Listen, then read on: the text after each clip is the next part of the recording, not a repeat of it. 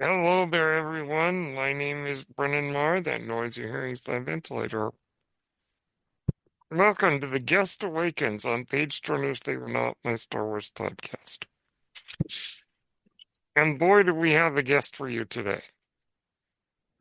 Making his return to the show, one of my absolute favorite people on the internet, the co-host of the Bombad cast. It's my good friend Scotty Jayro. Hey, Scotty. Brennan, I'm so glad to be back. Seriously, genuinely, I'm pumped to be back, especially with the topic at hand. It's Yes, going to be a fantastic discussion we, for many different reasons, and to hype things up and to look at things from different angles. But yeah, no, I'm pumped to be here. Thank you for asking me to be back on.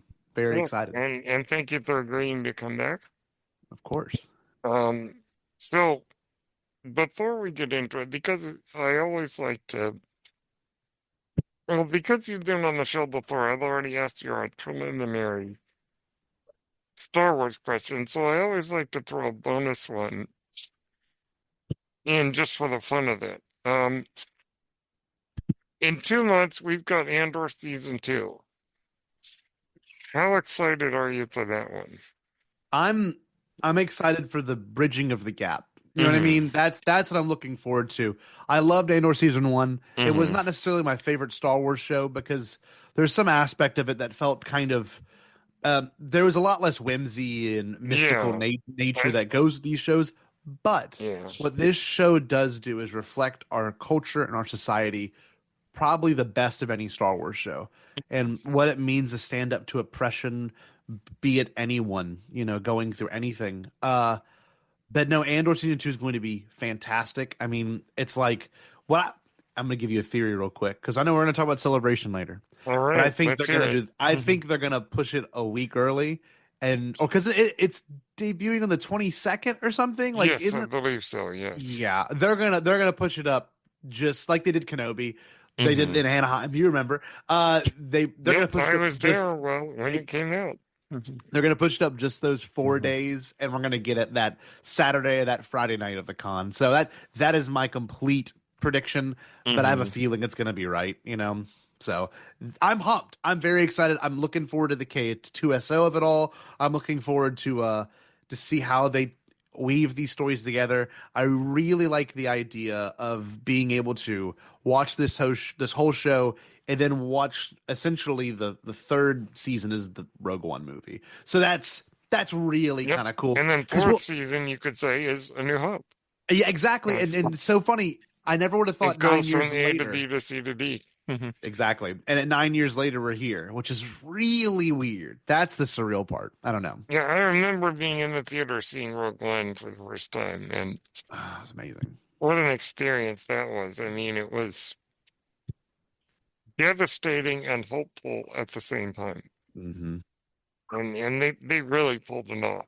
It was And I amazing. remember when they announced Andor, I mean, certainly we had met Cassian Andor in Rogue One. But I have to admit, I was not the most enthusiastic about the show Yeah. because I'm like, well, what are they going to do with this show? And then the trailer comes out, and I Oh. go, oh. And then the show comes out, and I'm like, okay, Of I was completely wrong. There is plenty to do here. course. Yeah, and certainly a great cast of characters.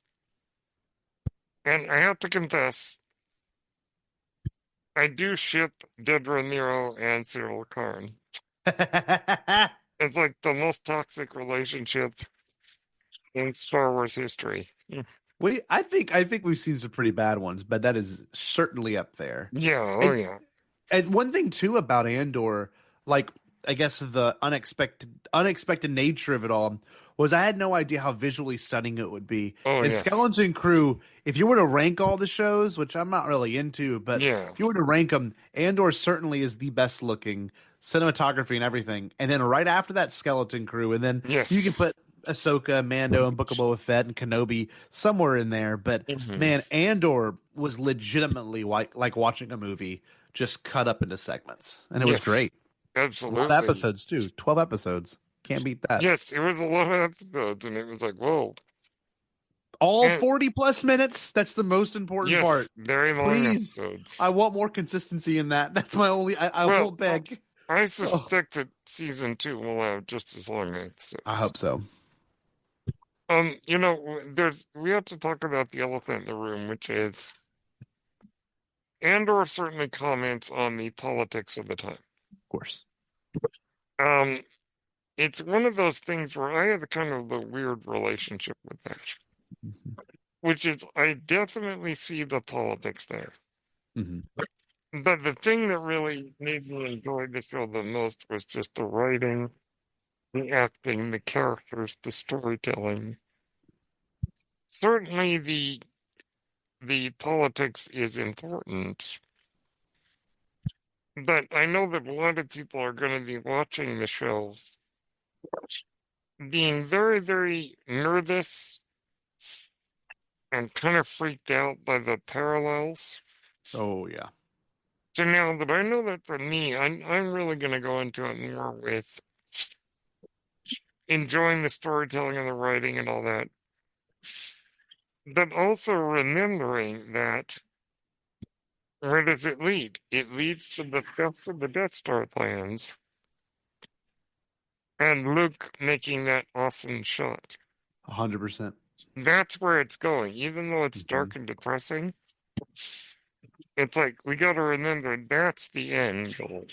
Yes, and it's the sitting there and getting through it that's going Yeah. to make it difficult because if we're going to be real transparent, a lot of those characters that we were introduced to in this show, I mean, they can go wander off in the great galaxy far Oh, away, sure, yes. Mhm. but there's also the chance that they do not have the opportunity to show up for a particular reason. So, Yeah, yes, there's all kinds of things that could happen, but as you mentioned earlier, yes, K2SO, I mean, sign me up. give And it. also Lord Director Krennic Oh, yes. Okay. And I'm thinking Mads Mikkelsen. He's at Celebration this year. Like, there's a couple I think are going to walk out or on that Galen or so, stage. yeah. Yeah, I think they're going to, they're just going to, make their way Yeah. out. And we're Oh, going to go, yes. oh, okay. And I do think at the end, we're going to see Jin in some capacity. I think they're going to just perfectly weave That'd all be really this. fun, yeah. Yes, I agree. Because, I mean, look, 9 years away from that movie it is now the time for nostalgia to be felt. We're at the 10-year anniversary of The Force Awakens, which I also Yes, think will be at insane. Celebration. Hmm. I don't think they've announced it fully yet, but I'm thinking John Boyega shows up and Oscar Isaac's already there. 10 years of TFA is insane. 20 years of Oh, Revenge of the Sith. I mean, that's oh, insane too. ridiculous. It is. And, it's interesting. One last thing with Andor, which is, let's just say I like to call Luthen Rail Mr. Deathwish. Because, the whole time Stellan Skarsgård is moping and being like having a death wish. And a lot of people are thinking, okay, how and when is he going to die? Hmm. But for me, I think it would be more interesting if he doesn't die. Ooh, I like that. The guy who has the death wish ends up being the guy who actually lives and has to kind of deal with the fact that, oh, I'm not dead. That'd be good. That's what I think would be an interesting kind of twist. It's heavy. And apparently, according to Alex and Molly Damon, Luthen has now been named one of the greatest TV characters of the 21st century. Wow. I mean, Yeah, I'm not going to argue yeah, that. I'm not going to disagree with Genuinely. that one. No. In the same kind of category as guys like Walter White and Leslie Knope and so many other Mhm. characters that Wesley Nope. that Yes. are some of the best characters of the last few years. Of course. And yeah, I mean, Stellan Skarsgård could do no wrong. Mm, I think he is just amazing. amazing. And the fun is he actually shows up at Celebration. That not impossible because didn't Andor season 1 come out like on the tail end of COVID for the most part? So there was no It was 2022. It was like yes, September. so okay, so then that means they wouldn't have Yeah. had the whole lead up to it with everything because that celebration didn't happen. Wow. Yeah. Wow. I mean, a lot of these actors in Andor are not really the go to celebration types, Hmm. but it would be really fun if they did. God, they could premiere Also, it. I'd love it if Fiona Shaw did.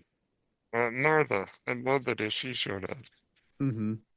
It's so That'd be funny. We great. all knew her as Aunt Petunia in the Harry Potter movies, and here she is as Nartha Andor giving an excellent performance.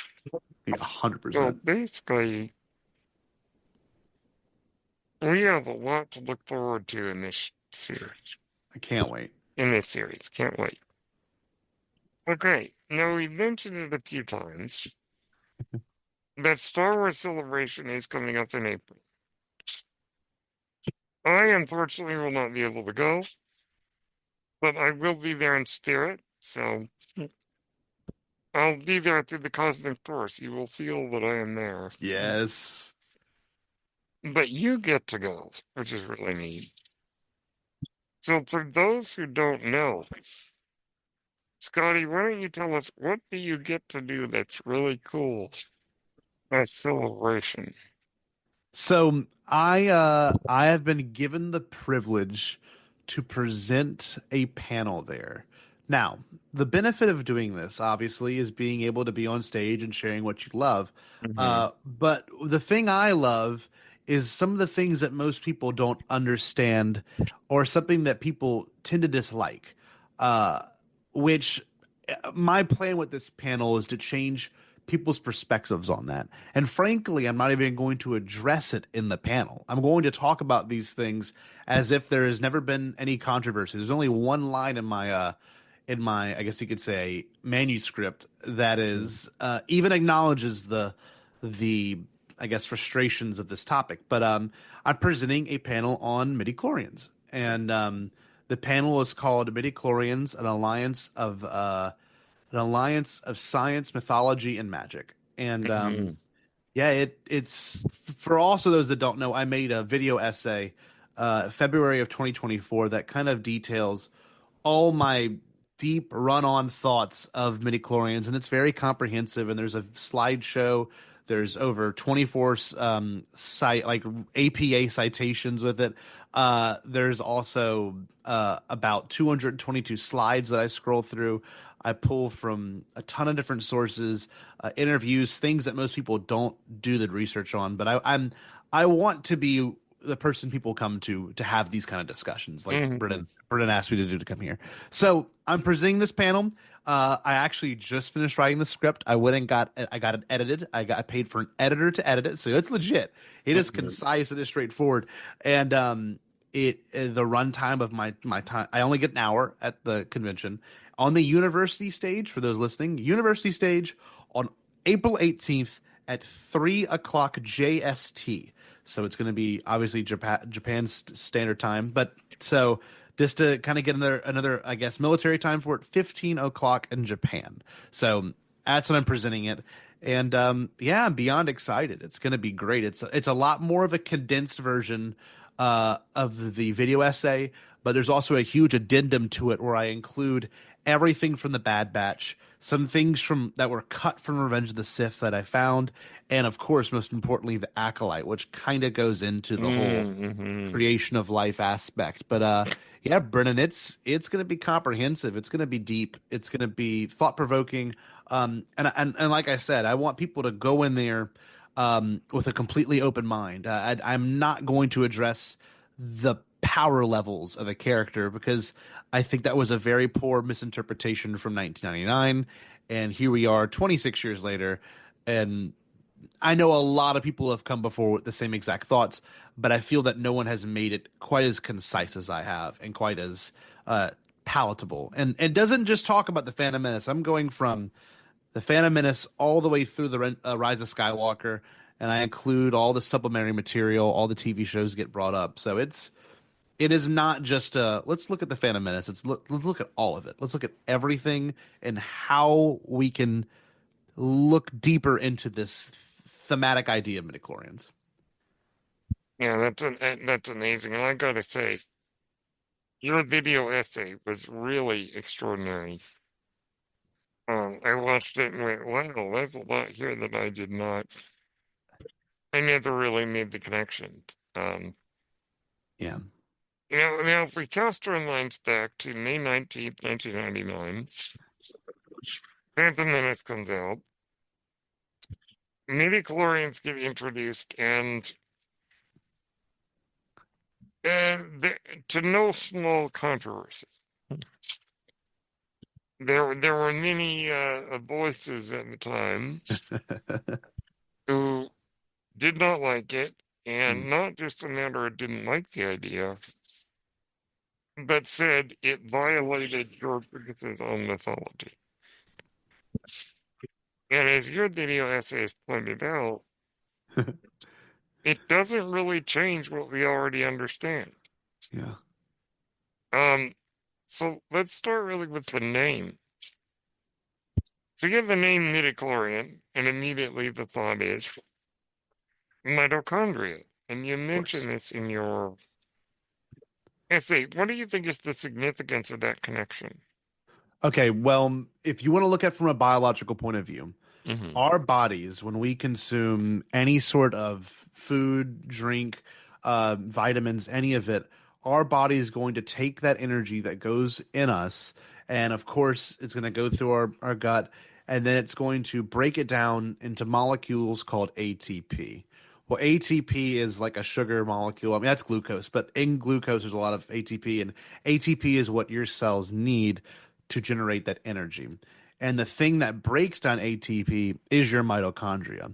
So George essentially subbed out the concept of something that breaks energy or uses energy and made a thing called a midichlorian, which I don't know where MIDI came from.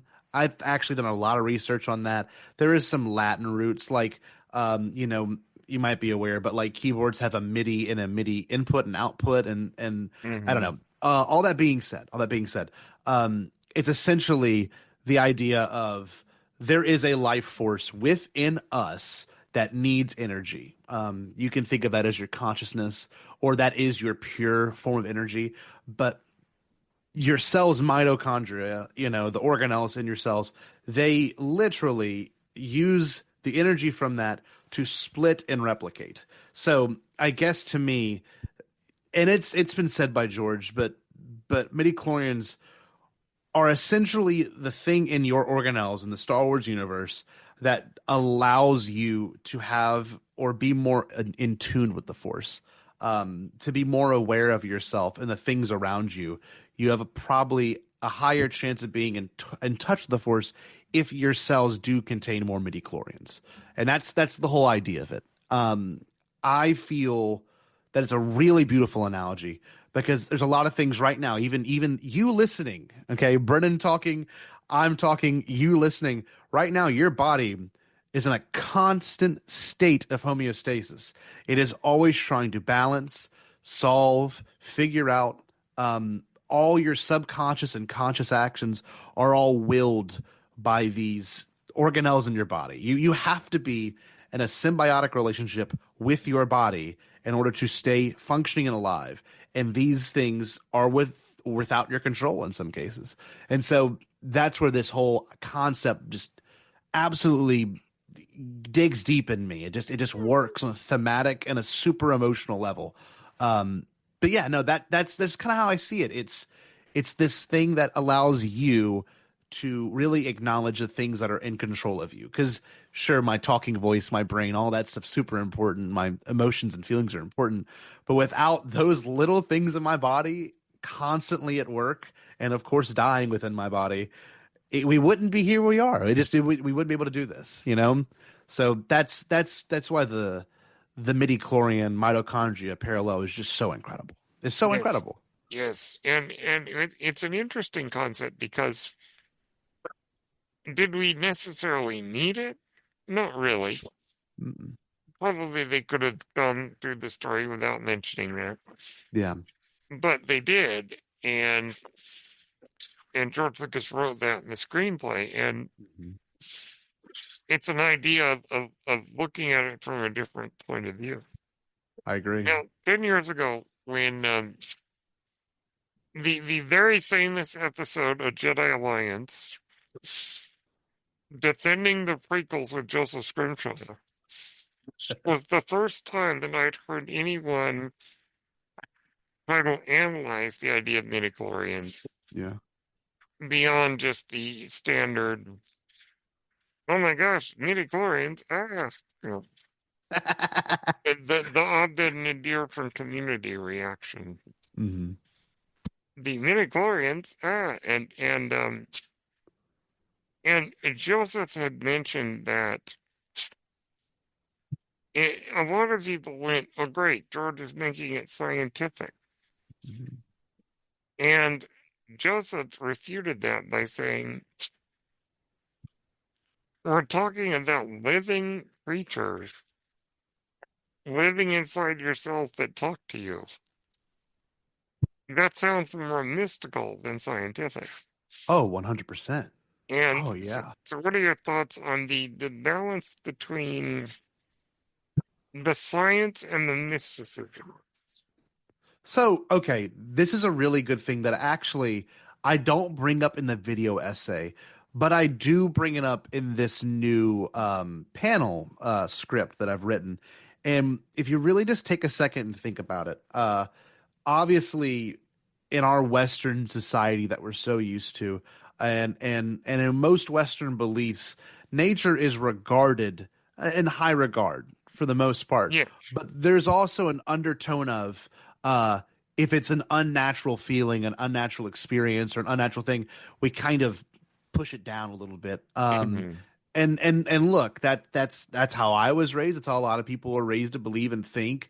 But when you look at Eastern mythology really gets into the idea that your oneness with nature is the most important. I have it in my script right here. Let me just read it. And this is, hey, exclusive, Brennan. You get a full on exclusive right here. That's nice. This is word from my script. Exclusive hot off the presses from Scotty Jayro. Legitimately. So, Hmm. obviously there is a mythological aspect to all of this. And you can bridge the spiritual world with our, material world in this way. But I wrote right here, I got to make sure I find it. I talk about the Gaia principle. I don't know if you're aware of the Gaia principle. Yes, I believe I've Okay, heard of that.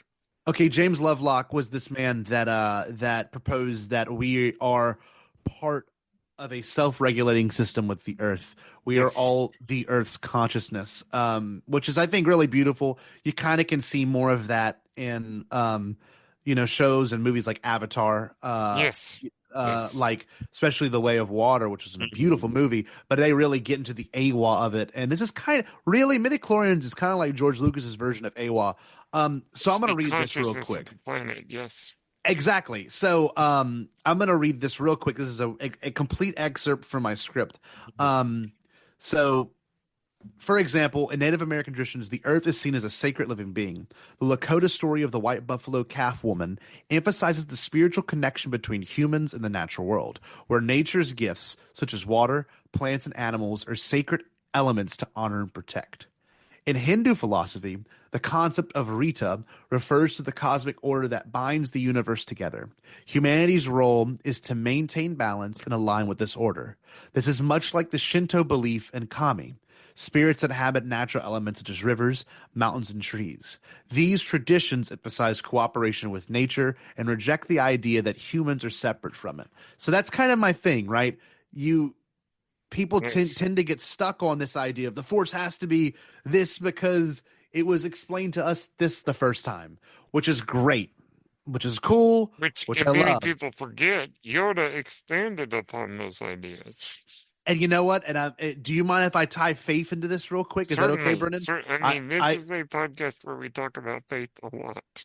Perfect. Okay. I grew up Catholic. I still go to Catholic church every Hmm. week. I play guitar for my school there, where I work. I work at a Catholic school, and there's this idea that I always find there where I when you accept the spiritual nature of that experience, you tend to become more one with it.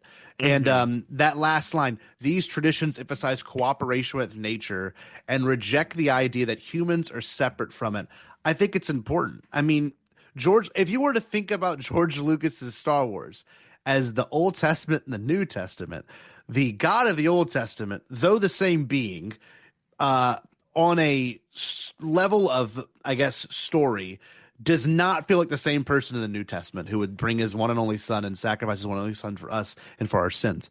The reason why I bring all that up is because if you look at the OT is vastly different than the PT. It's the same exact principle, though the stories are flipped. I just think that what George was setting up in his original trilogy, of course, wasn't truly fleshed out till he really had kids and he really got to experience the world around him in a different way through the lens of having kids and the lens of being a father and a teacher, that things started to click for him. And I mentioned this in the essay and in this new manuscript, but you know, George, the opening line of the prequel archives novel by Paul Duncan, the 1999 to 2005 prequel archives novel, that red book. I don't know if you have it. It's brilliant. But That gigantic red book. Yes. oh, it's amazing. But he details how when George got in his accident, and George quotes that like he felt that by the time he woke up, it changed his whole perspective. And after all these years, he's beginning to realize that there must be some sort of life force that drives us. And I believe it. I mean, I genuinely believe it too. Is it our spirit? Is it a God that we can worship? Is it something else that we can't even comprehend? Sure. But there's definitely something within you, within me, within the listener, within the listener's family, within everyone, that animals, plants, you name it, that drives our desire to live. You know what I mean? And experience and be part Mhm. of things. It's deep. I mean, that's the problem. When you write off midichlorians as something that's so simple and they made Star Wars, they made the Force scientific, you automatically negate these thoughts instantly. And I was texting our friend Alden Diaz about this. I was like, I I love hope Alvin, one of my favorite oh guys. and I've been talking to him back and forth about all this stuff, just kind of working through my thoughts and feelings about this. And he's got a great perspective that like with this panel and with the things coming out, uh, people our age now are at the point where like, okay, our opinions actually matter and our vote actually matters and Yes. our emotions actually matter. And it's kind of nice. It's kind of validating that, we're not the 15-year-olds, the 12-year-olds, or the 10 or 5-year-olds that we're talking about Star Wars. We're now the adults and we can talk about it just like our parents and aunts and uncles and mentors did before us, Yes, I'm the but about almost the OT. 40-year-old with random aches and pains talking about Yes. Star Wars. Yeah, we reached that time in our Yep. lives.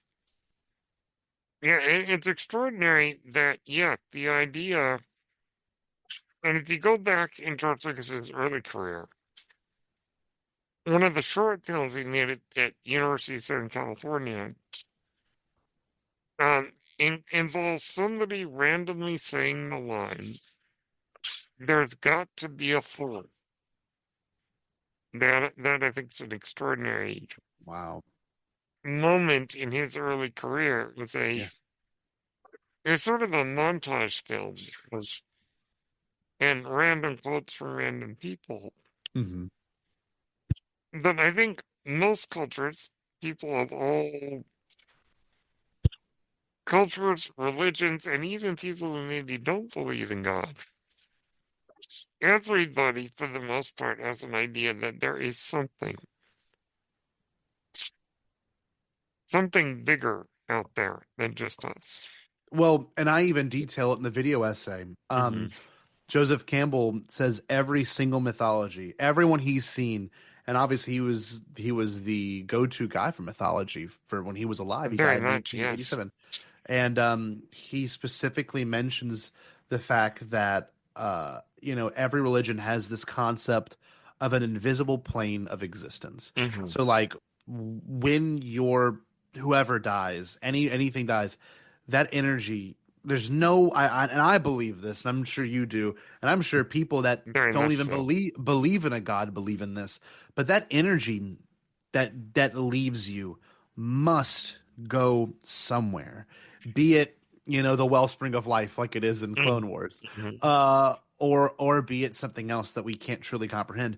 But I do believe that death is only the beginning. I really do believe that. I think Yes. I think we leave this physical realm, which I love and I enjoy, and I'm very thankful for, and I get to meet people like you in this physical realm. But I think we must assimilate somewhere else, or there's some sort of higher thing that we go to, be it a heaven or be it a collective consciousness that we can all be back a part of, or I don't know. There's one line that resonates with me, and I would love to bring it up in my panel, but I just don't think I can. There's a Certainly. lyric. There's a lyric from the Talking Heads, and it's "This must be the place." I don't know if you ever listened to the Talking Heads, Uh, um, but there's one line that says, "There was a time before we were born. If someone asks, this is where I'll be." And I just that's always, even when I was a kid, I'm like that line just resonates so much with it's me. very profound.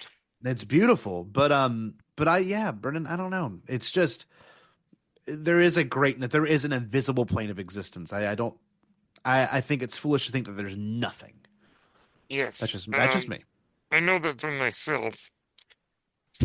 I was raised and still am very active in the Church of Jesus Christ of Latter-day Saints. Hmm. Sometimes people call us Mormons, but that's actually an incorrect word. Just to define that. Yeah. But I believe it, and I believe in God. I believe in heaven. Hmm. I believe the fact that there is something bigger Hmm. than just us that we are all part of. Yeah. And the idea that we're all part of this big cosmic plan. Hmm. I certainly believe that, and it Yeah. Of certainly has guided me a lot in my life. course. Uh, and certainly, it's a very interesting story that there are many people, not just myself, who will be reading something in the scriptures or hearing some doctrine talked about at church and go, "Wait a minute, that reminds me of Star Wars." Yep. Yeah. And it's funny because I have to tell this funny. There are urban legends in our church. And one urban legend that I've heard people say, which I know is actually not true, is that George Lucas had a friend who was a member of my church, and that's where he got all his ideas from. Wow. It turns out, no, that's not true at all. But it certainly does fit the bill if you're thinking in that way. Yeah. But I look at it as, well, the answer is yes, because he's borrowing from every idea, Oh yeah. every walk of life, every belief that Hmm. people have, that even people in my church can go, yeah. Or people who are Catholic can go, yeah. Or even people who are atheists can go, yeah. There is that universality Of course. of the Force. And the Force was great because Obi-Wan, I think I counted, he explains the Force in 17 words. Cool. Like, it's somewhere from 17 to 21 words. It's masterful bit of writing. Oh yeah. In the great Obi-Wan Kenobi's Hut of Wisdom, as Joseph Scrimshaw calls it. And then Yoda, of course, gets his beautiful Oh yeah. soliloquies about it. And then Hmm. jump to 1999, and we have Qui-Gon Jinn, probably my favorite Jedi, Same. explaining the idea of midichlorians. And I think maybe on the page it sounds overly complicated. Of course. But as you've shown, and many people have discovered, if you really get down to it, it doesn't really complicate things that much. Mm-mm. But like everything in Star Wars, it adds another layer to the storytelling. You mentioned symbiosis earlier. Of course. The theme of symbiosis is a big deal in the Phantom Menace. Hmm. What are your thoughts on this the idea of symbiosis and how midichlorians convey that idea? I love this. This is why I'm doing this with you, Brendan. This makes me so Mm-hmm. happy. Mm-hmm. So, for the listener, I taught science. I'm a middle school teacher, first off. I've Mm-hmm. taught at the same school now for 6 years. I love my school. But for 4 years of those 6 years, I taught science. And whenever I got to ecology, Mm-hmm. uh, it was most definitely my favorite aspect of my seventh graders, I guess, year with me. Every Mm-hmm. kid loved it because we looked at everything from food chains to, the ecology of your actual biology, like within and without you and their population and all that, right? But um, but no, the symbiosis of it all. I mean, to get a little sciencey on you, is symbiosis is in three forms. The three forms are parasitism, mutualism, and commensalism. Each different aspects portray different parts of symbiosis where you could kind of pick it apart. Parasitism is when you're feeding off of someone and you're, taking that from them. And you can see that really easily in the Phantom Menace of like the Trade Federation, feeding off Yes. the The Naboo. greedy Uh, trade federation, as the old thing Yes, called. yes, literally greedy, taking, putting things within them. You see that in the Senate as well. Everyone's only concerned about, uh, what would this mean for the greater, republic when it really should Mm-hmm. be we need to save these people. They've been evaded. Um, then you've got commensalism, which is the idea that no one really benefits from it, though they're in a tangible relationship, or one person benefits, the other one doesn't. So a good example of this is like a I forget the exact biological name, but it's those birds that hang around cows. So when the Yes. cows walk through the dirt, the mud gets picked up, but the dirt gets picked up, and the bird benefits from eating the worms, the bugs that pop up. Or the birds The, that clean alligators' teeth, those See kind now, of. now that is mutualism. They are both at advantage. Yes. The idea that the alligators are going to have clean teeth, which means they can probably rip and tear more, which then benefits the bird who's going to clean the teeth and get food from it as well. So Mm-hmm. in that example, my favorite example is the Naboo and the Gungans. Yes. The entire idea of them not being in sync is the sole reason why they got invaded. You We know, saw no like in the Naboo. yes, and literally the I have it pulled up, the exact line from Obi-Wan, which I think is so important, Yes. is the first thing he says to Boss Nass. He says word for word. I have it right here. No, I have it right here. Sorry, I Brennan. could probably quote it from memory, but yeah. Oh, okay. So Because I'm that big of a nerd. are you? No. But that being said, the exact line is you and the Naboo form a symbiote circle. What happens to you will affect the other. You must understand this. And of course, Boss Nass doesn't. And that's part of Yes why and the no Jedi. think so, as he Yeah. says. Yes. Uh, but you look at these things, and George, it was completely obvious that he was stating all this for a thematic reason.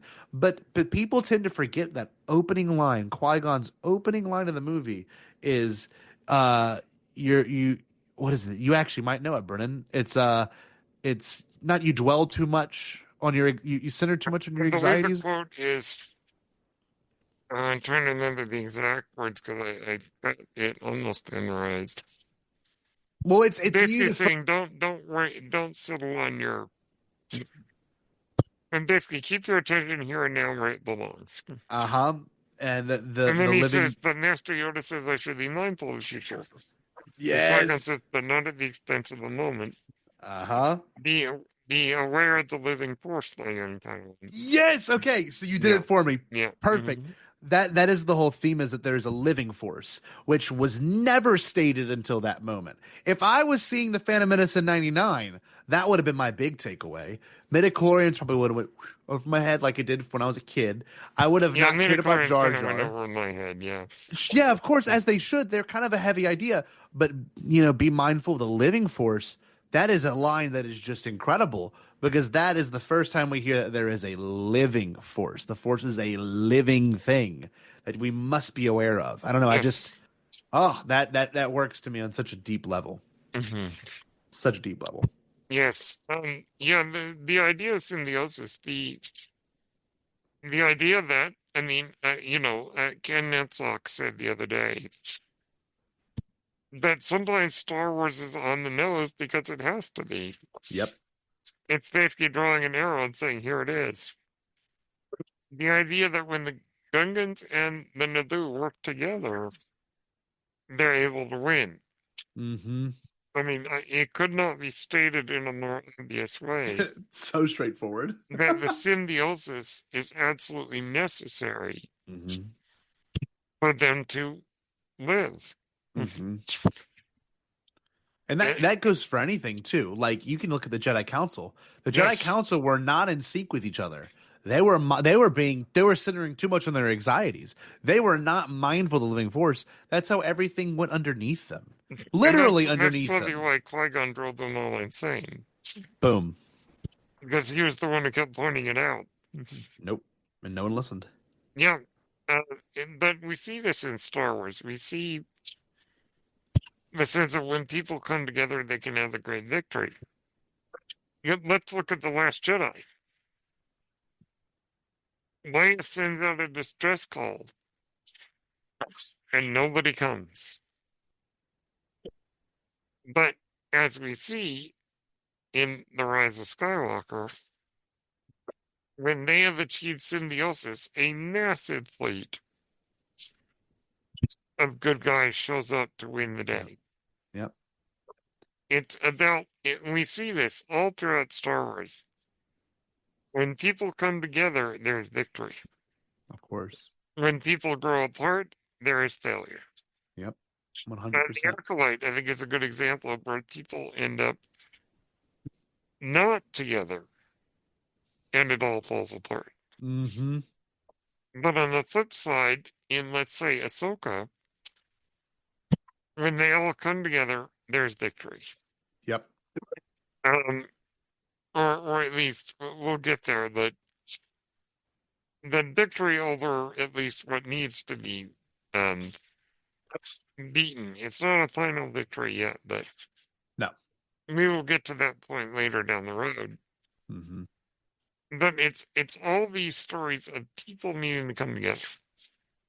You get rebels. When Ezra first joins the group, he's not really very welcome. Mm-mm. Zeb's beating up on him, Chopper's cussing him out. Sabine is being kind of, bossy with him. And I think it's really Hera that's the only one Yep. that really is compassionate. But once they all form a symbiotic team, then they are almost unstoppable. Oh, you can achieve anything. I mean, that goes for any like you said, you've quoted a lot of Star Wars, which is great and it's important, and that's the whole point of this podcast. But like, I mean, you see it in your own state, when the wildfires happen, like Yes, so many people came together to address and acknowledge and change and fix and help that they had to turn people away at certain places because there was too many people that showed up. I mean, yes. it's the most populated city in all of the world. No, not To the world. I quote think in all of Lando America. Calrissian, there are more of us. Boom. And that is the ultimate level of symbiosis on a human and emotional level. If I can look at my neighbor and know that I trust them, I mean, there's nothing quite like that feeling. Truly, there's nothing quite like that. We saw that in Skeleton Crew. Indeed. This crew that couldn't figure it out or get together until the last two episodes, and they finally did. And they went against someone that was obviously a oppressive person. Then they took over and won it. They had to convince their family to join in Yeah. and be a part of it. That this guy's not good. And once Convince they did Thera that, to actually do something. yes, yes, Yes, and you know, I mean, it all goes back to Yoda: do or do not. hmm There is no try. You're either going to do it hmm or you're not going to do it. hmm Mm, the interesting thing I think about midichlorians is that, as you mentioned at the top of the show, we can certainly talk about, and this has been addressed lightly over the years, yeah. the idea of the M count, the midichlorian count, God, my least and favorite how thing. it affects someone's ability to connect to the force. Yeah. Now, many people have kind of wondered what how the hell that works. Now, Uh-huh. based on your research, What have you been able to determine about how someone's midichlorian count affects their ability to use the Force? So, from what I've read, and from what George Lucas has specifically said, and a ton of different source material, this isn't just from like director's commentaries. These are interviews from '99 all the way till 2012, apparently, and even some later, and some in 2018 when we had with James Cameron. He Hmm. best explains midichlorians as this entity or this organelle when enough are in your cells or in your body that you have more of I guess, likelihood to be able to harness or be attuned with the force. For example, and this is one of my favorite ones that actually expands on it more than most new stuff has. The Acolyte did some good stuff, but the Bad Batch did something that most people Yes, haven't really taken a step back to yes, look at. Um, there is a character, obviously, if you're listening to this, you probably know who Omega is. yes. But with One of Omega, my favorite uh, characters. she and I'll actually read this directly from the essay too. Let me make sure I find it. Mhm. Omega, hold on. Yeah, because I think this is actually super important. Why is it not searching? Control F. Oh, there we go. Okay, hold on. So Omega. All right. Omega was a unique clone of Jango Fett and was pivotal due to her genetic stability. While her M count was not particularly high compared to Force users, her blood retained M count levels during cloning, serving as a stable vessel for M count transfer.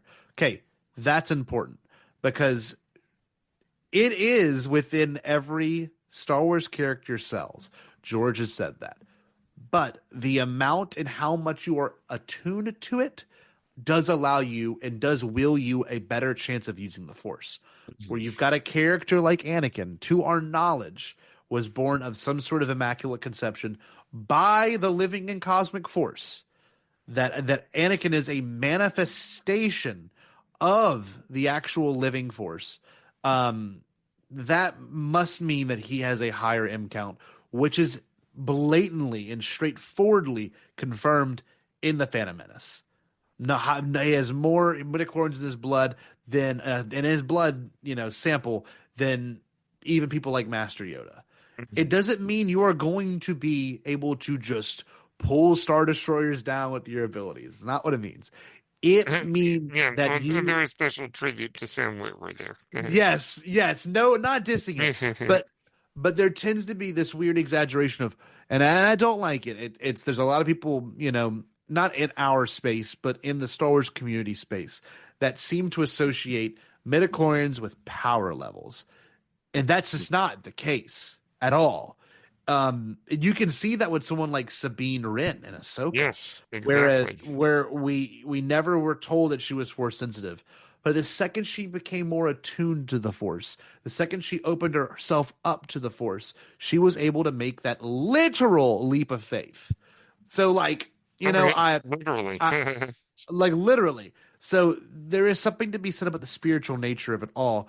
And I unfortunately don't get that much into Ahsoka in my manuscript. I do not have enough time to do it. But what I'm saying is the whole idea that it's a power level, that is a I think it's a product of the late Y2K era of like, the power of the force kind of aesthetic of men and all those things that we now can look back on and go, oh, that probably wasn't the best outlook on Yeah, stuff. the video Uh, game look at sort of at the Force.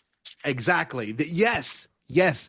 Where people get so caught up in power levels and my friends like mine, like Jared, who are like, oh, lightsaber battles, which is great and all, but if you really look at midichlorians, it's more or less a narrative device meant to explain why Anakin is Anakin. Like, you know what I mean? Yes. Why is he Darth Vader? It's because that he was born of the Force, and therefore he must have an ability to be higher attuned to the Force. That's why he can pilot the pod race. You know what I mean? That's why he can do. That's why he's a great pilot. He can see things before they happen. That's what Shmi says literally to Yeah. Qui-Gon. So, yeah, the whole power level notion and the whole uh having more midichlorians. Sure, I understand that late 90s, early 2000s perspective. But Yes. we're in a time now where we can analyze it for what it is, which was a thematic device. And a thematic device that has been used beautifully and now expands all the way from, 1977 to 2025. So I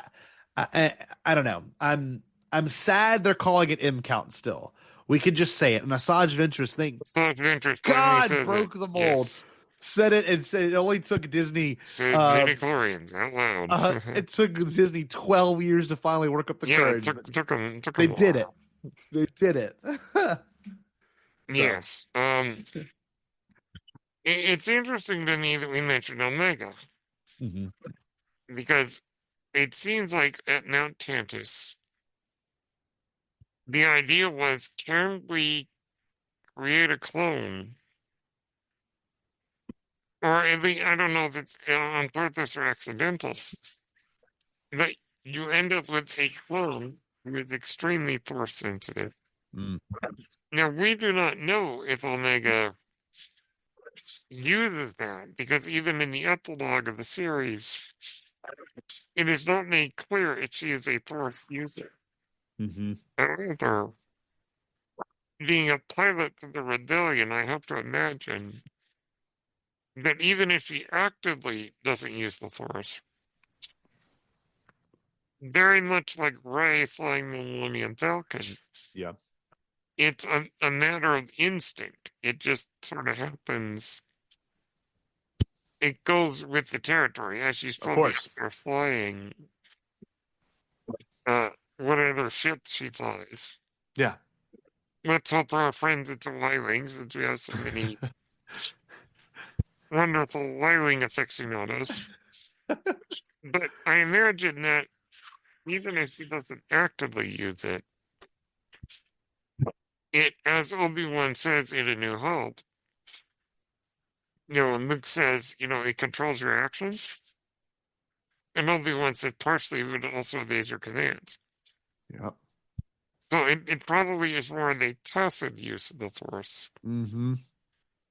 But as you say, that's really the thing is, for example, you look at the great musicians. Many of them were prodigies as children. Hmm. Mozart could immediately really pick up on great music, Yeah. even as like a 4-year old. But not everyone is as gifted, and many do have to work even harder. Of course.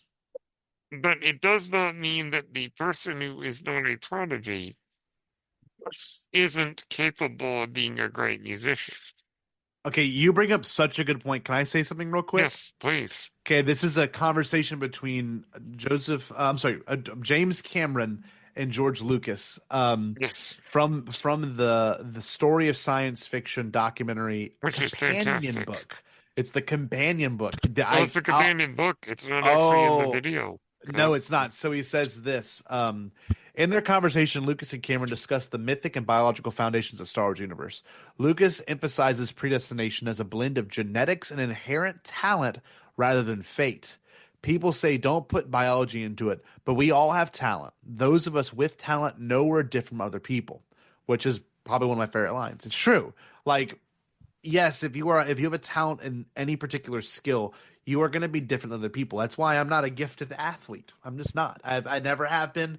I tried as a kid. I tried until I was a senior, I did freshman in high school, and I just couldn't. I just wasn't a sports kid. Just That's could never why do it. that's why you can talk movies till the cows come home.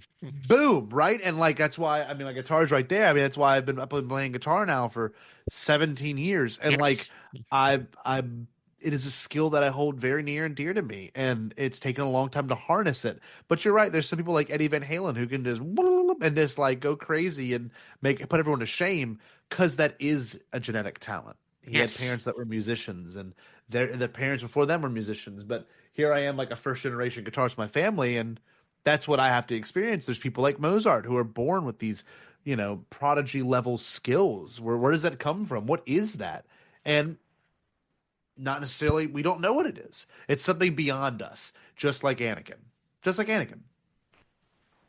yeah. So, it's an interesting idea that Sabine is a fantastic example. Yes. Right, some people might call it the democratization of the Force, but as you pointed out, even George Lucas said everybody has Hmm. it to some degree. Yeah. In her case, it's an interesting example of someone who was the opposite of Anakin. She was not a prodigy at all. Nope. In fact, as Hu Yang bluntly puts it, and shout out to our buddy David Tennant, that's like if she would not have been an acceptable candidate for the Order, and as Ahsoka, of course, reminds him, these are different times. But regardless, she is not strong in the Force. Hmm.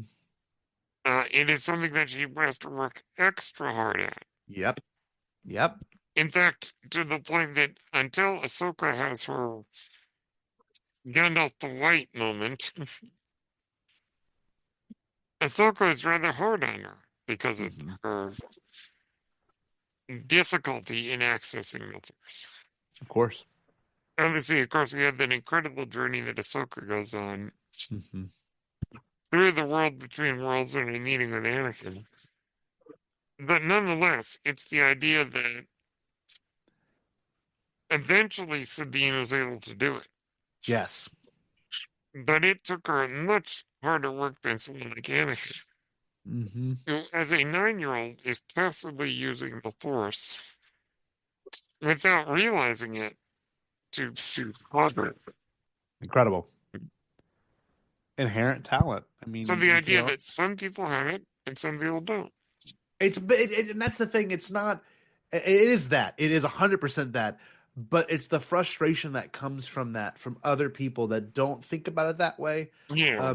That's where the feelings get hurt. You know what I mean? That's where people are like, I Yes. don't understand it, therefore it doesn't make any sense. Yeah. Which certainly isn't the case. You can see that with a lot of stuff in life. Mhm. That if I don't understand it, then it's bad, objectively bad. Which, sure, that's a small-minded outlook, and it shouldn't be that way.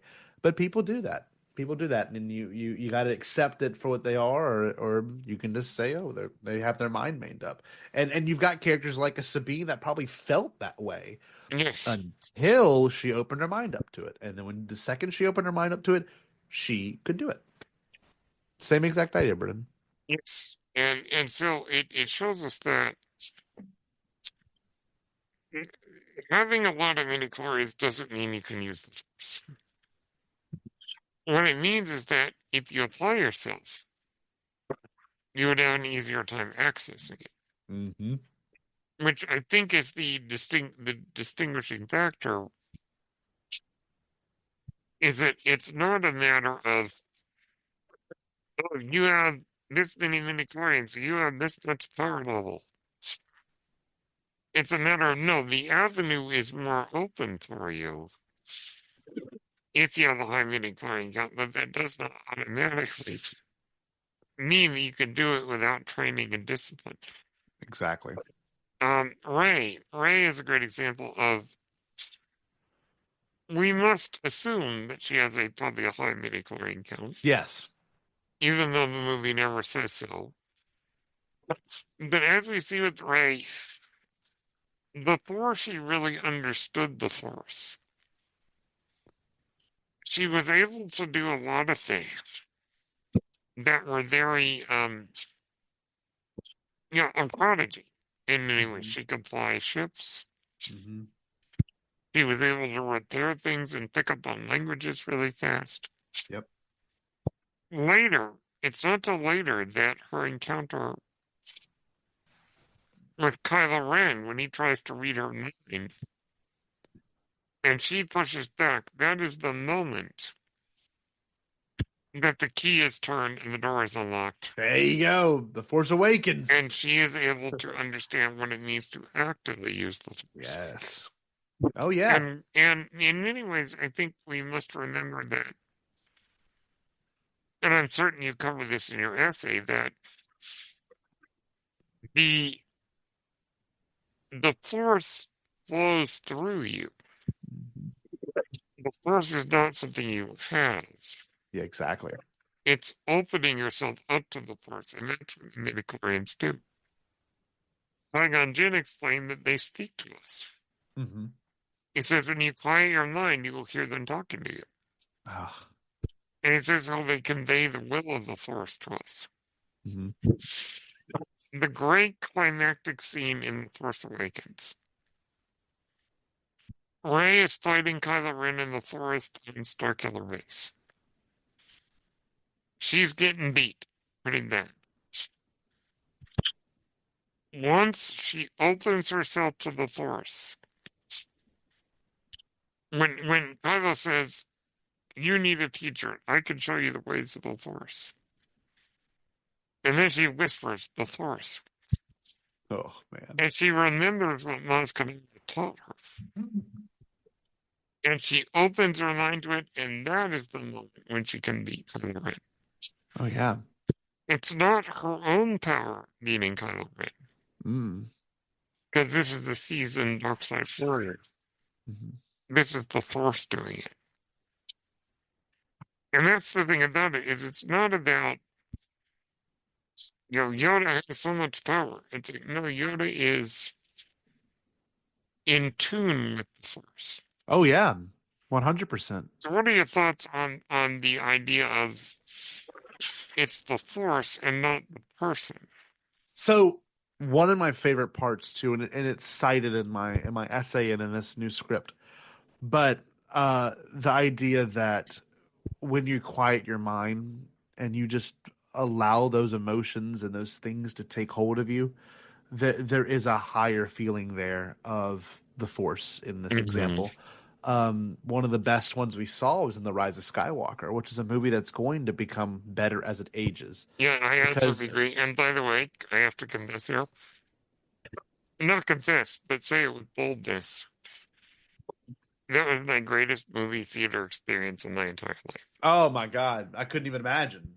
Yeah. I got to hear about that. Thankfully, we didn't have any jerks in the theater, so. Good, good. Yeah. But look, whenever Rey quiets her mind and she hears Mhm. the voices of all the Jedi previous, Truly. that And is. I wrote it in my essay, and I can read it here real quick. Mhm. That is truly the combination of the cosmic and the living force coming together. Mhm. The idea that Rey is the one that brings balance simply because of her responsibility. She's up against the ultimate evil. She's up against the person that is trying to throw the force out of balance and has been trying to do it for almost 100 years now. And trying to Um, tell her who she is, yes, of course, and saying that you're part of the family, you're taking part of the away her own problem. agency. Exactly. And I wrote here, the living force connects all beings in the present moment, and Rey taps into it when she calls on the force in her greatest need. In the Rise of Skywalker, she hears the voices of past Jedi guiding her. Every Jedi who ever lived lives in you. These voices reflect the ongoing cycle of life and death, connecting Rey to generations of Jedi and showing the continuous presence of the living force. This connection gives her the strength to rise again and symbolizes the unity of the force across time. Rey's journey ultimately embodies the harmony of the living and cosmic force working together. I mean, that's essentially what it Absolutely is. beautiful. Absolutely beautiful. But it's exactly what it is. That's Exactly. exactly what it is. It's this really cool bridge to see these things come together. They don't manifest, which I think is great. I understood the criticism at the time, Yeah. but now I think okay, it's good that we don't see the ghost. We don't because that then you get to the hair, you get to the little Lily and James Potter of it all. Of Yes. that you kind of lose that, but it's no longer Rey's moment. They take over and use their powers to help her. Cool fan service, but I think the ultimate direction that JJ and Chris Terry decided to go with was much better in the sense of it being all on Rey. You're watching Rey's journey. if we would have thrown Mace Windu in there, it would have really thrown off the You know, if Anakin had who's shown up, it would have become Anakin's movie. And boom, right? And Anakin already brought balance to the Force by killing the hmm same guy. And hmm this same guy is evil. And this same guy launched himself across the universe to a different body because he was so evil. He couldn't fathom the idea of dying and and forcing and becoming part of the living or the cosmic force. the So the Sith yeah. philosophy of not being willing to let go. Yes, it is down The to it. Sith And do not want to accept death. exactly. And and The and we have Jedi are Ray. willing to accept it. Well, we have Ray who literally does die. I think Yes, people she literally forget that. dies in that And moment. and I love that, in future storytelling, I'm sure we're going to get with Daisy Ridley and Ray, Oh, but I hope that yes. gets addressed. I hope she kind of has some weird limbo state that we see even in other, like movies. Like Harry Potter's a great example, like when Harry goes to the train station in Yes. his mind, he sees the Voldemort fetus. Like, give us weird stuff, right? Yeah. And that is ultimately the cosmic and the living force coming together in that moment. And that was a really good point you brought up earlier. I actually really appreciate that you said that. Because Ray is this weird paradigm shift where it kind of takes the OT and the PT and puts it all in one character of like, yes, midichlorians exist. Yes, the force can be mystical. How can we tie both these principles together in one character? And it is literally Ray, like through and through. Yes. And we certainly love Daisy Ridley very, very much. The best. The best. It's an incredible journey you mentioned, and this is slightly off topic, but you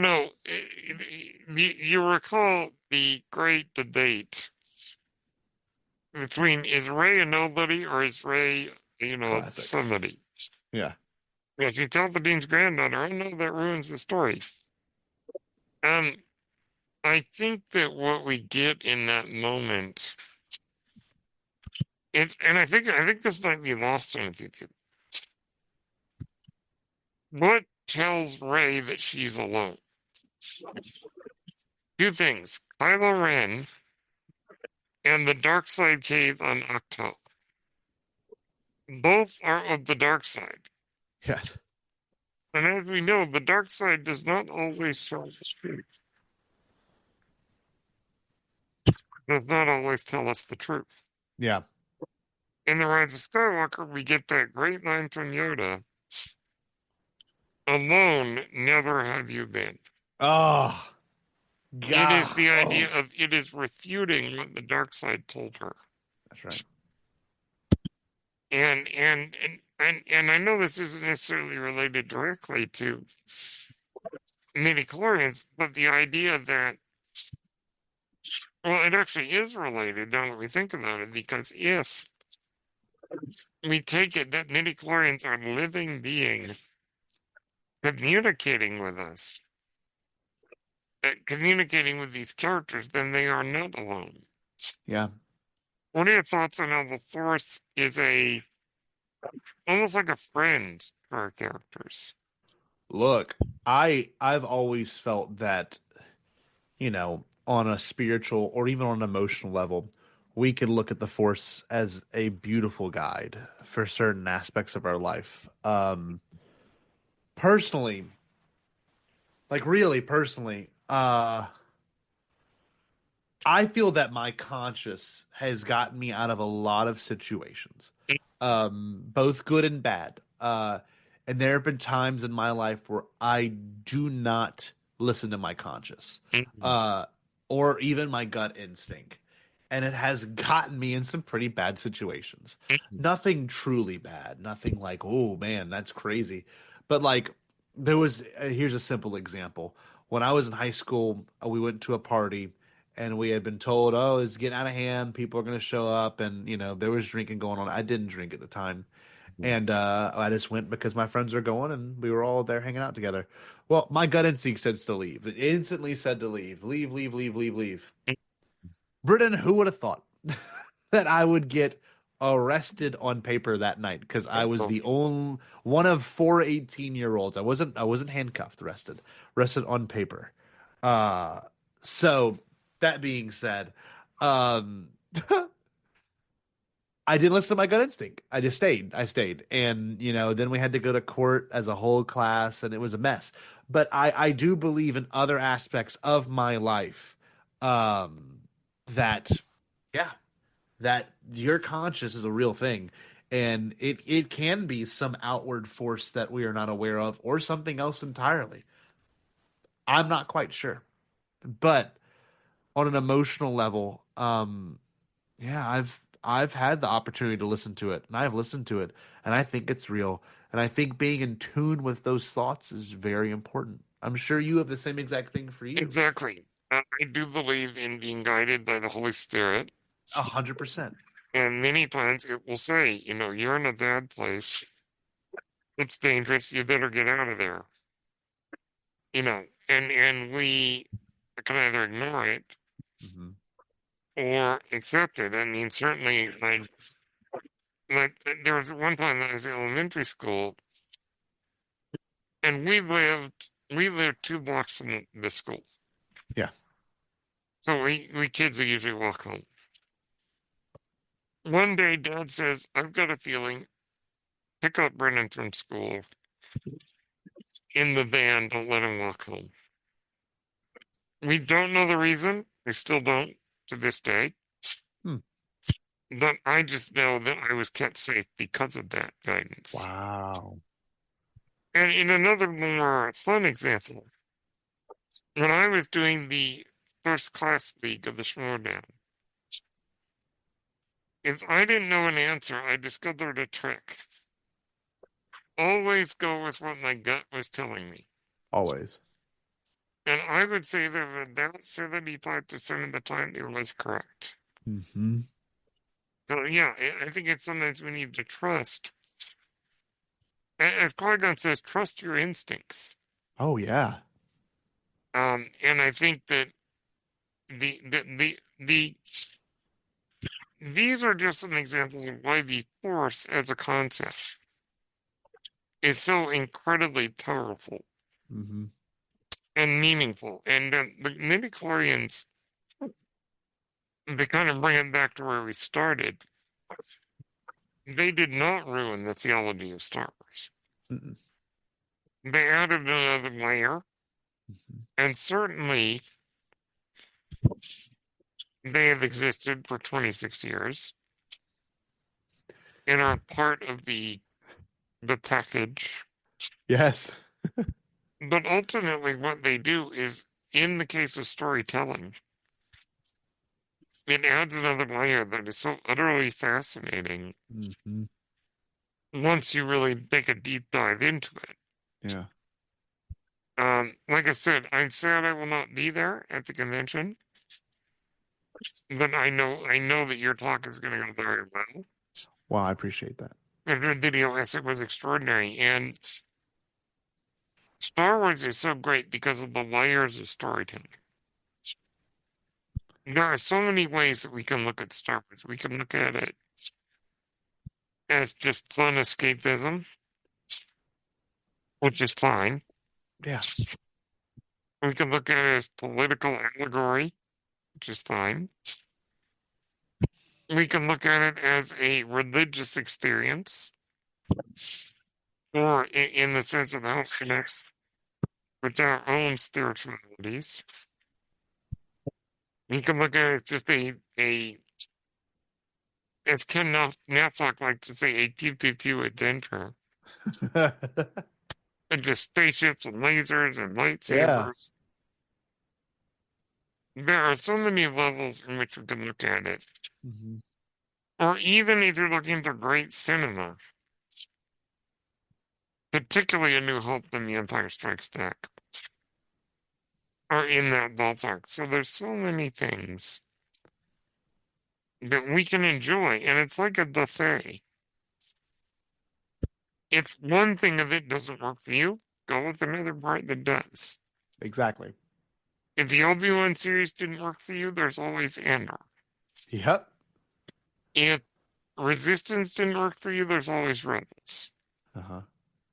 There are so many choices on the Star Wars menu that are to be enjoyed. And midichlorians are one of those things that if you want to engage with, you can really get a lot out of. And look, I completely agree because it's one of the few things in the last 2 years that I've deeply engaged with. And Mm-hmm. almost every supplemental story that we've gotten, High Republic all the way to, Young Jedi Adventures, I look at it from a perspective, okay, how can this teach me more about myself, number one, but how can this teach me more about midichlorians and the things that make up this very intricate universe that George Lucas established? And I guess the one thing that I could say to kind of finalize my thoughts is we now live in a time where midichlorians have existed longer than they existed without it being in Star Wars. From 1977 to 1999, that's 22 years. But now we're at a total of 26 years where they have existed, Which and is it's crazy okay to to. think of. Yeah, exactly. It's now it should be embraced. It should be really embraced Yes. and understood, but it's okay that it's not. And it's completely fine that some people haven't engaged with it. But to negate it and to simplify it in a way is is a difficult way to look at any art. I mean that goes for anything from albums to the posters behind you and me. You know, it's more than like I always explain this to my kids. I teach a broadcasting class at my school, and like you got to look at a picture as more than just a picture. You know what I mean? What is Mhm. it? What are you getting out of it? What do you think the artist wants you to get out of it? Look at the colors. Look at the shapes. Look at all the different parts of it. That make it unique.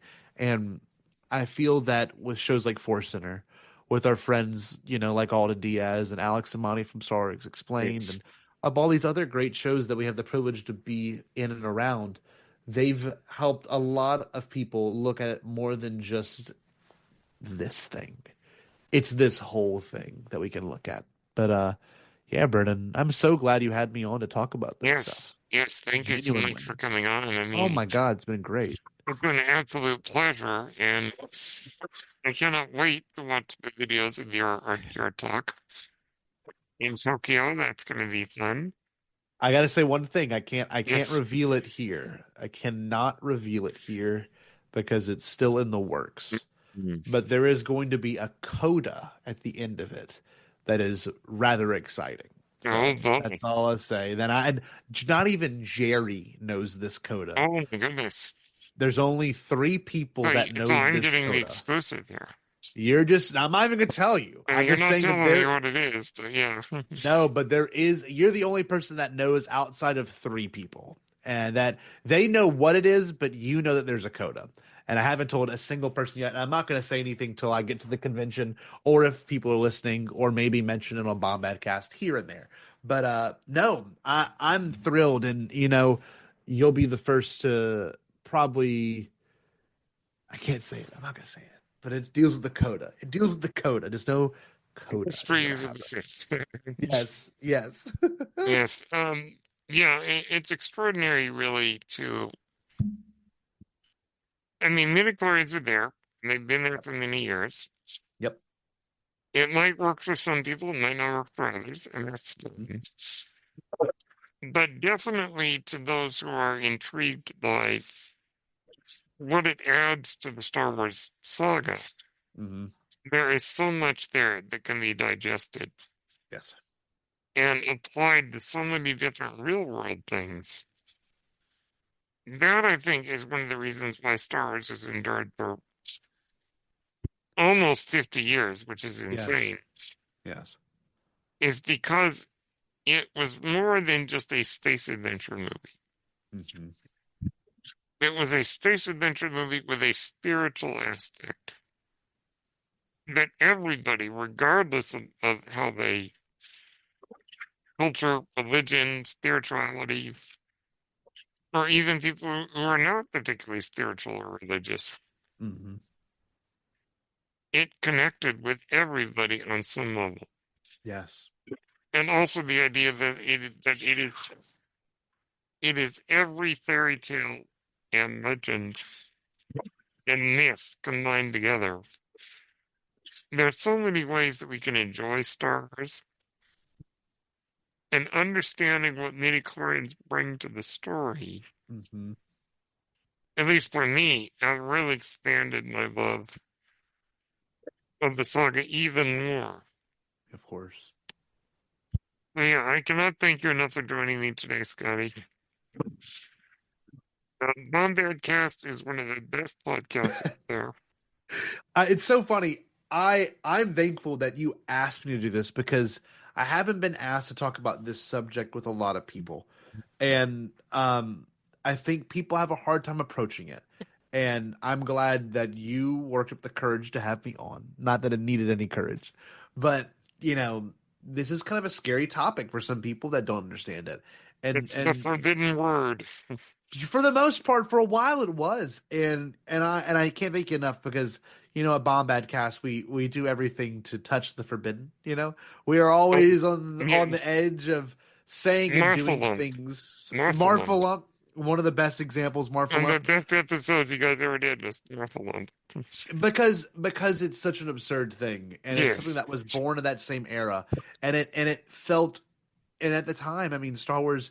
You got to think too. In that one movie alone, in the Phantom Menace alone, you get introduced to Jar Jar, right? The Yes. first fully CG character. You get Who introduced to we at Page Turners they would not absolutely love. of course, and you get introduced to a character like Jar Jar, who we love. Yes. But you also, in the same breath, get introduced to one of the craziest looking villains of all time ever. Yes. Not Oh just Star yes. Wars, ever. And you get introduced to a kid version of one of the greatest villains of all time, and you get introduced to midichlorians. And it is inherently jarring. And I Yes. understand that.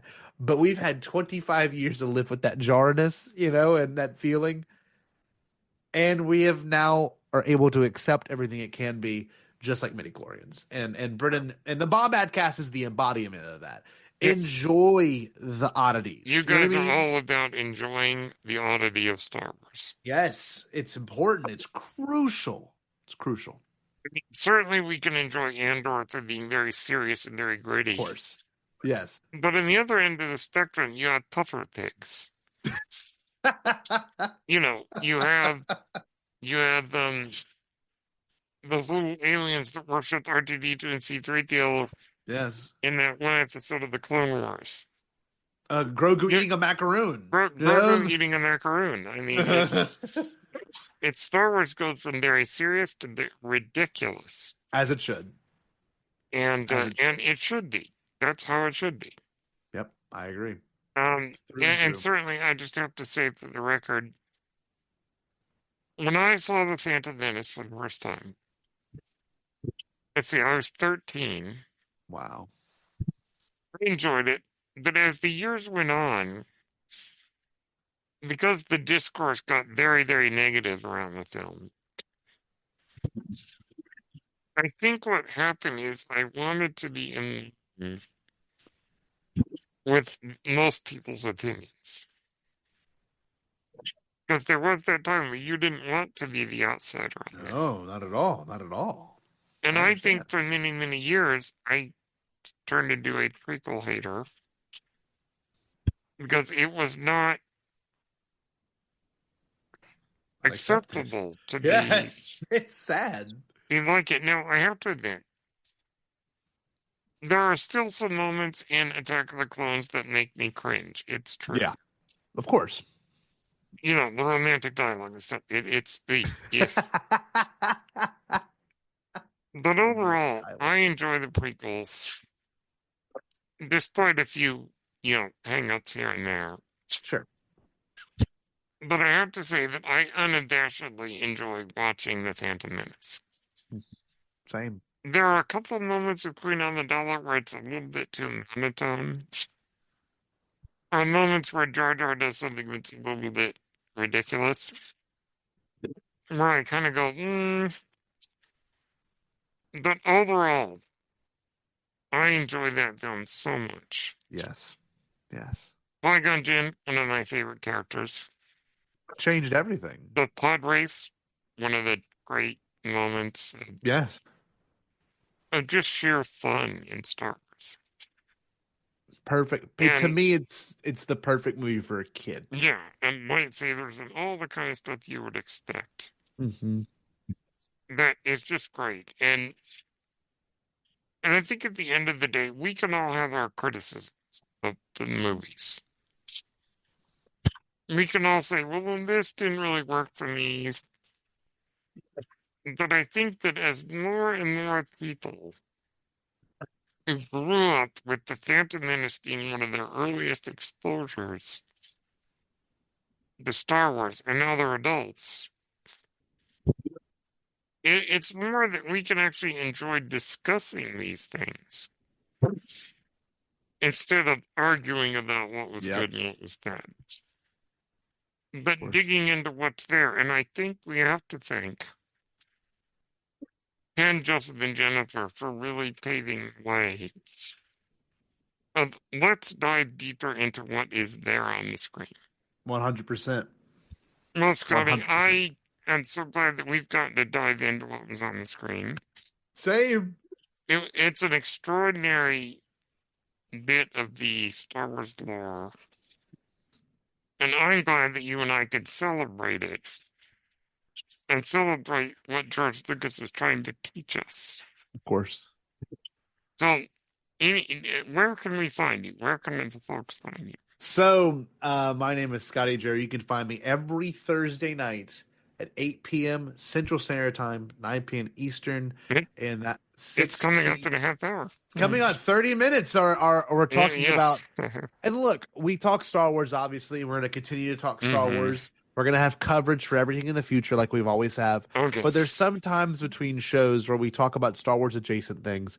And this current live stream that's going to be happening that may have It's going to already be aired. fun. It's going to be about the story of Dewey Cox. Walk hard, the Dewey Cox The story. story. There you go. But here's the thing. You know, as much as we love talking about Star Wars, there's other things that make us laugh and makes us happy that we also have to address. Hmm. We cover everything from, really deep stuff like midichlorians to the marketing of the Phantom Menace, all the way to like the Lee Brackett script of Empire Strikes. We've covered all of it. We covered Captain EO.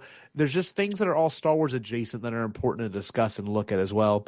We even watch just old VHSs for fun and talk about what's on those VHSs. It's part of it.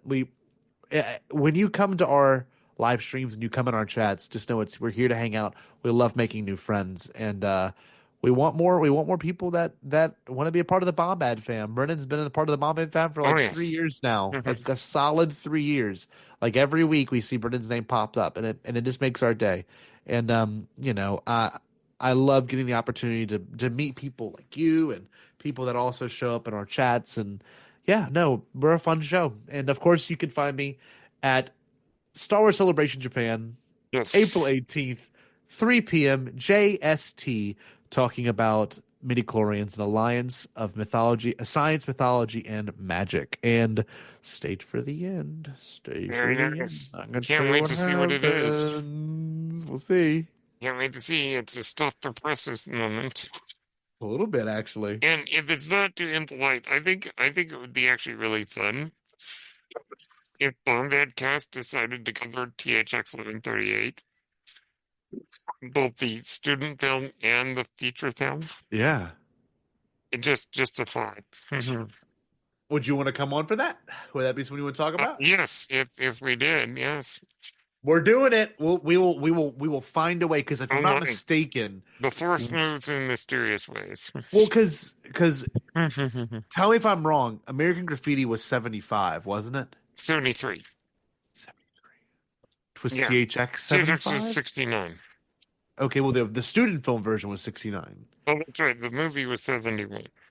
71. Okay. I'm only Yes. asking because if we could find some way to work it at the 20 whatever at the 50th anniversary of it, I thought we could. We already missed it.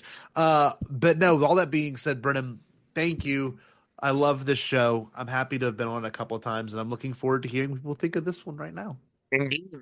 Thank you so much, Scotty. I mean, honestly, it's true. You are one of my favorite people on the internet. You're one of my favorite You too, and dude. Jerry are just like amazing. Thanks. All right. Well, everyone, you know where you can find me. Thank you, everyone, so much for tuning into this fantastic episode. Page turners they were not, a Star Wars podcast, where we really got to expand our horizons. Anyhow, with all that said, thank you everyone so much. Please go give Scotty and Jerry a follow. And as always, may the Force be with you.